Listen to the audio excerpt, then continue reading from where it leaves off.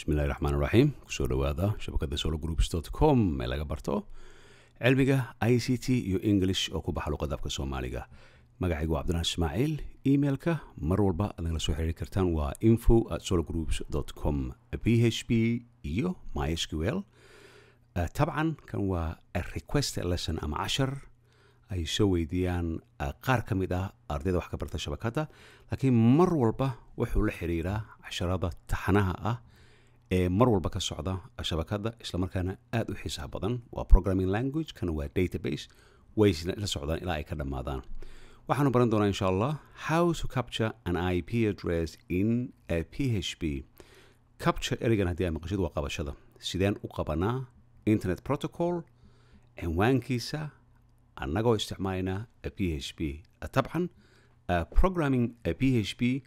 wax walba ayaa loo isticmaalaa waana kan ugu muhiimsan tusaale ahaan Facebook wuxuu ku dhisan yahay PHP website-yada aragtaan kuwa content management system sida WordPress Drupal sida Joomla gabi ahaan waxaa lagu dhisay PHP marka inta badan shabakadaha haddii aad aragtaan programming language loo isticmaalo waa ASP.Classic.Net ama PHP intooda badan majority-ga طبعا kuwa kalena waa jiraan marka cashar very simple ah code very simple ah ayaanu isticmaali doonaa waan samayn doonaa waxaanu isticmaali doonaa online iyo offline kaasoo ah online-ka waa طبعا sologroups.com ayaan tijaabo kaga samayn doonaa laakiin mar walba haddii aad tahay developer ama programmer haddii aad tahay waxaad u baahan tahay inaad isticmaashid local ama computerkaaga guriga inaad ku samaysid intaadan online ka dhig waxaad samaynaysid marka waxaanu samayn doonaa how to capture ugu horeyn waxaan tegayaa dhanka iyo vMware workstation aan isticmaalno طبعا cashar kan shaqo kumale waa kan taxnaha ah laakiin isla sidii formatka ayaanu isticmaalaynaa waxaa halkan yaala koomado waanu isticmaalno ama waxaad isticmaali kartaa editor kale noocuu ahaadaba si aad ugu samaysid ugu horeyn waxaan leeyahay file new file ayaan leeyahay file save as ayaan leeyahay halkan hoose ayaan furayaa all files ayaan ka dhigayaa kadibna waxaan leeyahay IP underscore address oo sidan ah .php kadib waxaan leeyahay save saa ku aragtaan IP underscore address.php oo yaala c1 www halkaas ayuu ku jiraa marka waxaanu samaynaa koodkii ugu horeeyay waa code very simple ah xilligan lagu samayn karo طبعا mar walba waxaanu ku bilaabaynaa PHP-ga sidan loo furo kadibna waan xiraynaa waa best practice waa dhanka ugu wanaagsan sababtoo ah haddii aad ilowdid kan wax kuu shaqaynaya male haba yaraatee halkan ayaan tegayaa kadibna waxaan qoriyaa koodkii ugu horeeyay waxaan ku bilaabayaa variable ayaan leeyahay kaasoo ah IP address kaasoo equal la mid ah wuxuu la mid yahay variable kale underscore ayaan leeyahay kadibna waxaan isticmaalayaa server underscore ayaan isticmaalayaa kan oo kan sidan ah variable underscore server kadibna waxaan furayaa bracket ayaan san u furayaa isla markiina hore ayaan ka xirayaa markii aan xiro apostrophe ayaan isticmaalayaa apostrophe kadibna waxaan isticmaalayaa remote address ayaan isticmaalayaa oo ah kan lagu soo qabto طبعا IP address kadibna mar walba programming waxa lagu soo xiraa semicolon sidana marka waxa hubaal ah ardayda intooda badan in ay fahmeen qaabka ugu horeeya ama koodadka simple-ka ah ee ay u shaqeeyaan PHP-ga kaasoo xilligan haddii aad wax ka fahantid inta kale koodadka aad arki doonto ku noqon doona insha Allah waxaana ku dhaxwadi doonaa casharada taxanaha ah ee PHP-ga si aad u tiraahdid koodkan meel kale ayaan ku soo arkay ama kan qaabkan waan soo arkay kadib halkan ayaan imaanayaa waxaan leeyahay iminka variable my file marka erigan mar walba aad maqashaan variable waa wax hal mar la qoro oo billions times la isticmaali karo waxyaalo badan loo isticmaali karo hal mar kaliya la qoraa my file kan oo kale hadduu variable uu yahay wax isbedelaya mana tusaale ahaan haddii aad doontid in 10,000 oo magac aad qortid طبعا ma wada qori kartid name halkan geli address halkan geli ma wada qori kartid variable ayaad u samaynaysaa marka variable hal mar ayaa la sameeyaa inta doontid waa la isticmaalaa kadibna waxaan leeyahay equals waxay la mid tahay fopen oo aan soo aragnay isla markaana aan baran doono kadibna waxaan furayaa bil ayaan san u furayaa isla markii waan xirayaa kadibna waxaan leeyahay string ayaan leeyahay string dhexdiisa ayaan waxaan gelinayaa ip.text kaasoo noo qaban doona ip addresska capture ku samayn doona kaasna waa muhiim qaabka u qabtana waan arki doonaa kadibna waxaan leeyahay comma ayaan leeyahay waxaan furayaa string kale ayaan dhex gelinayaa qaabka u shaqeeyana waan arki doonaa kadib semicolon ayaan kusoo xirayaa waan soo degayaa kadib waxaan leeyahay variable text haddaan aragnay waxay la mid tahay waxaan leeyahay string iminka waxaan sameynayaa ip address kan waa string qoraal soo baxaya wuxuu doono ayuu ahaan karaa marka kan waxaan ka dhigayaa Soomaali ip address ka ayaan ka dhigayaa ka marka English maahan iminka waa k haddii aan ku daro haddii aan ku daro طبعا Soomaali ayuu noqonaya space dash ayaan ku darayaa ka isbedel samayn maayo kadibna waxaan leeyahay variable ayaan leeyahay ip address oo saa ku aragtaan soo baxay isla markii soo qabtay kadibna ip address kadib waxaan sameynayaa halkan waxa yaala waan ku aragnaa in apostrophe san ugu jiro halkan waxaan ku soo xirayaa aan ku sameynayaa apostrophe kale ayaan ku sameynayaa slash backward oo noo soo saari doona n kadibna semicolon san ayaan soo xirayaa kadib hoos ayaan soo degayaa waxaan leeyahay iminka horaan u soo aragnay f right oo sidan ah wuxuu soo qorayaa ip addresskii soo qabtay uu qorayaa kadib bil ayaan u furayaa bisha markaan u furo waxaan leeyahay halkan gelinayaa apostrophe ayaan san u leeyahay locationka ayaan doonaa marka xilliga la riixo linkiga locationkii loo diri lahaa waa inaan aragnaa laakiin locationka waxaa ka horeynaya oo aan sameynaynaa in aan u diro f kan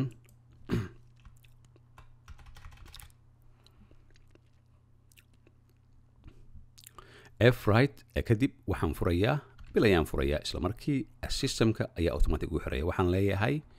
variable my file oo kana filekayga waa inuu ka yimaadaa marka waa inaan ku daraa hakad ama comma aan ku daraa oo aan idhaahdaa variable text marka every text oo lasoo qabto oo ip addresska waa variable wuu isbedelayaa mar walba kii lasoo qabto text wuu isticmaalaya laakiin ip addressyo variable oo noocyo kala duwan ayaa imaanaya kadibna markaasaan u sameeyo hoos ayaan usoo degayaa waxaan leeyahay iminka headerkan waa muhiim headerkan wuxuu sameynayaa ama madaxa kore wuxuu sameynayaa in waxaan furayaa bil ayaan furaya u xirayaa kadibna string ayaan leeyahay waan sii macnaynaynaa in uu noo sheego locationka marka locationka waa maxay locationka waa meeshii uu diri lahaa xilliga la riixo ama click lagu sameeyo linkiga ip address soo qabta marka waxaa lagu link garayn karaa shabakadan ayaan gelinaynaa ugu horeyn sologroups.com any article any link any image wuxuu ahaadaba sawir wixii aad doontid ayaad gelin kartaa marka meel walba waa la gelin karaa marka waxaan doonayaa halkan inaan geliyo apostrophe sanaan u geliyo kadibna markii halkan uu ku dhammaado meeshuu string uu ka yahay apostrophe sanaan u geliyo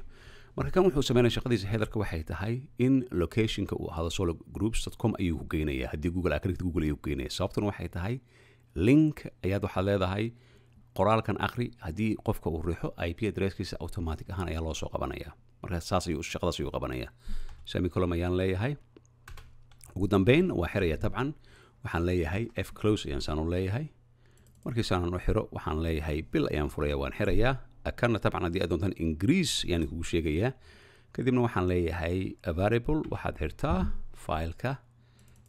xir ayuu leeyahay sababtoo ah wuxuu kuu dirayaa ama shabakadan ayuu kuu dirayaa ama wixii kale aad gelisid ayuu kuu dirayaa marka waxaan sameynaynaa xiritaanka php-ga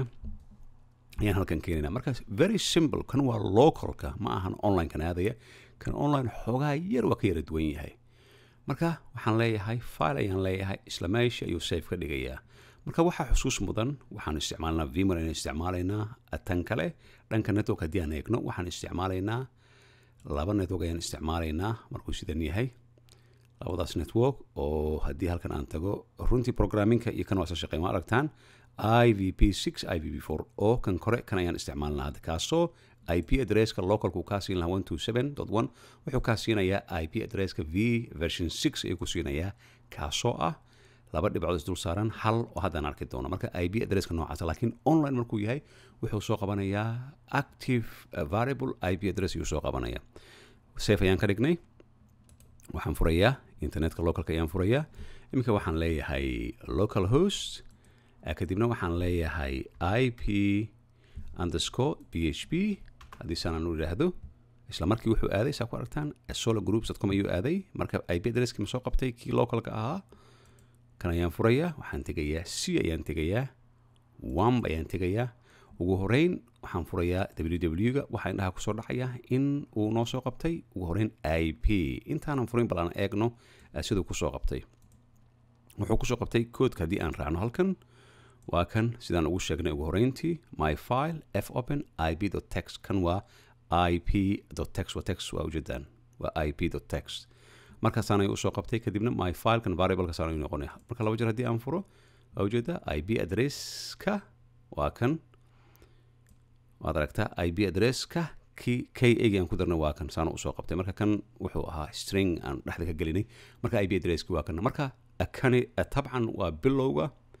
IP addressyada dhanka IVP-ga xilligaan isticmaalayno VMware ma isticmaalno system caadi ma isticmaalayno marka system caadi haddaan isticmaali lahaa ama IP4 aan isticmaalno version 4ka wuxuu soo qori lahaa 127.1.1 oo local hostiga saas ayuu ugu shaqeeyaa markaas waa muhiim okay marka halkan waan ka baxayaa iminka halkan waa noo dhammaad marka waxaan u baahannahay iminka laba file mid text ah iyo mid PHP ah ugu horeyn waxaan sameynayaa file ayaan leeyahay new file ayaan leeyahay waxaan sameynayaa koodka kood ayaan sameynayaa marka koodkood wuxuu noqonayaa sidii caadada ahayd waxaan soo qaadaynaa waan sameynaynaa fileka IP addresska ah kan ayaan waxaan ka soo qaadanaynaa ugu horeyn intaan mar labaad aan qori lahayn tabcan kan ayaan soo qaadayaa halan ayaan soo qaadayaa wuu ii fududaynayaa kadibna waxaan leeyahay waa text file xusuuso waa inaad ku save garaysaa uu ahaadaa inaad ku save garaysid PHP marka xilliga uu dhammaado waxaana kaloo xusuus mudan in aan mar walba aan sidan usoo xirno saas ayaa muhiima haddii kale ma xasuusan kari maysid error ayaa kuu soo baxaya marka markuu sidan yahay waxaan sameynayaa isbeddel yar ayaan ku sameynaa keliya variable ayaan leeyahay kan waa kii online-ka aadi lahaa my file ayaan leeyahay marka my file markaan idhaahdo waxaan leeyahay space equals waxay la mid tahay f open oo sidan ah f open markaasaan u sameyno waxaan furayaa bil ayaan saan u furayaa isla key ayaan aragnaa kadibna waxaan leeyahay string IP kan waa inaan gelinaa .text oo aan soo aragnay kadibna string waa xiraysaan ayuu xiran yahay kadib waxaan sameynayaa comma ayaan ama hakad ayaan gelinayaa waan ka sikanayaa another string ayaan furayaa a oo kii hore aan kusoo aragnay ah ayaan saan u gelinayaa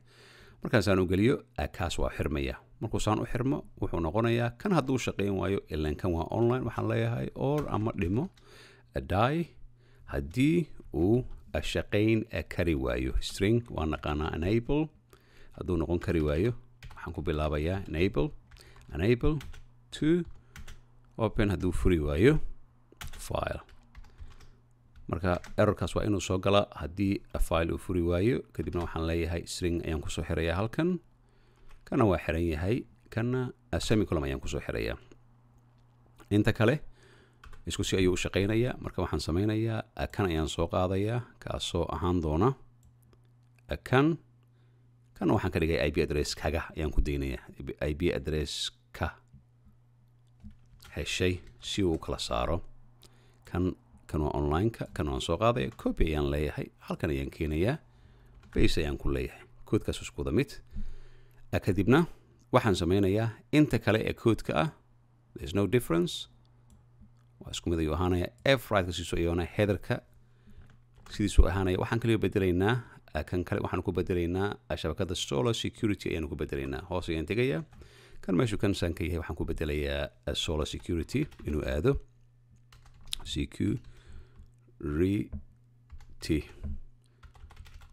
security inaan spelling qaladna la dooni maayo kadibna waxaan leeyahay kan kor usoo laabo marka waxaan kaloo bedelna keliya wuxuu ahaa in aan idhi haddii uu shaqayn kari waayo kaas sidaa ha aado marka waxaan leeyahay file save as ayaan leeyahay marka desktop ayaan tegayaa sababtoo ah ftp-ga inaan gelinaa filekana all files ayaan ka dhigayaa waxaan leeyahay ip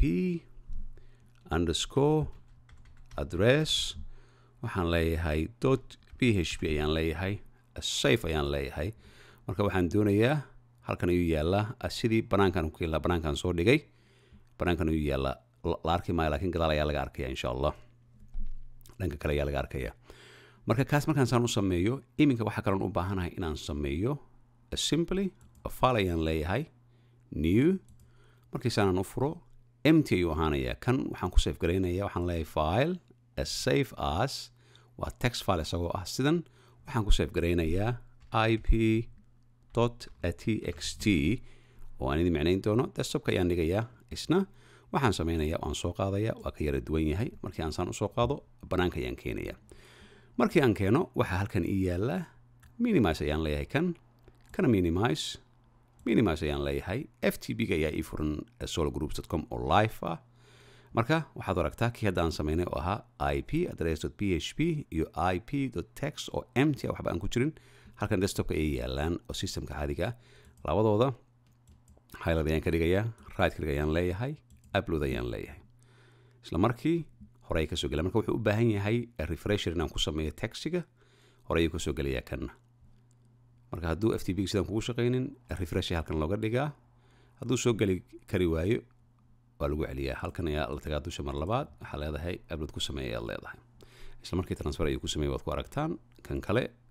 refresh ayuu u baahnaa marka uma baahna marka labadan file san ayaan u gelinay marka labada file haddii aan idhaahdo aagno ip address ujeeda ip underscore address.php iyo ip.txt xusuuso shaqadu qabanaya markuu sidan yahay labadan halkan taalla uma baahnin waxaan leenahay delete ayaan leenahay waa muhiim waa ka baxeen marka halka markaan joogo waxa ugu horeeya aan eegaya waxay tahay what is my ip address ama cinwaankayga muxuu yahay waxaad ku aragtaa 82.12.77 iyo kan ugu dambeeya oo aan la arkin marka 82 indhaha si fiican ugu qabo waxaan tegayaa isla meeshan ayaan tegayaa waxaan leeyahay solo groups ip underscore address.php isla markii wuxuu tegayaa shabakada kale wuxuu tegayaa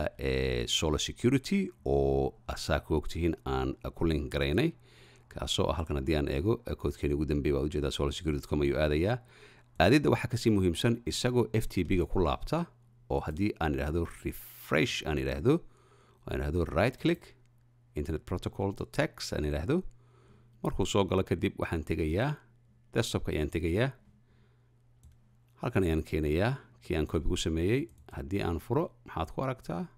82 oo ah ip address-keeni haddaan eegnay bal aan ku laabano ip address waxaan leenahay waxaanu doonaynaa our ip address waxaan leeyahay what is my internet protocol haddii saanaan idhaahdo hoos haddii aan usoo dego maxaad aragtaa 82.12.77 iyo kan ugu dambeeya oo aan la arkin marka wuxuu sameynayaa linki walba aad doonteeda ku xiri kartaa kan keliya ma ahan inaad tidhaahdid qofka aad dirtid kan keliya ma ahan ip underscore address.php keliya ma ahan any link ama cashar ha ahaado ama ha ahaado link video ha ahaado wuxuu doono ha ahaado wuu soo qabanaya ip addresska wuxuu soo qabanayaa kan online-ka ah ee isticmaalo kaasoo lagu ogaan karo qofka meel uu joogo iyo wuxuu sameeya marka qaabkaas ayuu u shaqeeya online iyo offline qaabkaas ayuu u shaqeeya marka waxaan filayaa cashirkan xiisaha leh ee aan ku baranay qaabka capture loogu sameeyo ama loo qabto ip address iyadoo la isticmaalayo php halkan ayaan kaga baxaynaa tabcan koodka si clear ama cad ayaa loogu jeedaa marka waxaa muhiim ah in aad isla koodkaas aad qortaan tijaabo aad ku samaysaan upload aad ka dhigtaan isla markaana isku daydaan inaad capture aad ku samaysaan linki qof aad dirtaan capture aad kaga samayn kartaan ip addresskiisa wixii macluumaad ah casharada kale mar walba info@sologroups.com anigoo ah macalin cabdinaasir intaa wada kulmi doono waxaan kaga tegayaa wassalaamu calaykum waraxmatullaahi wabarakaatu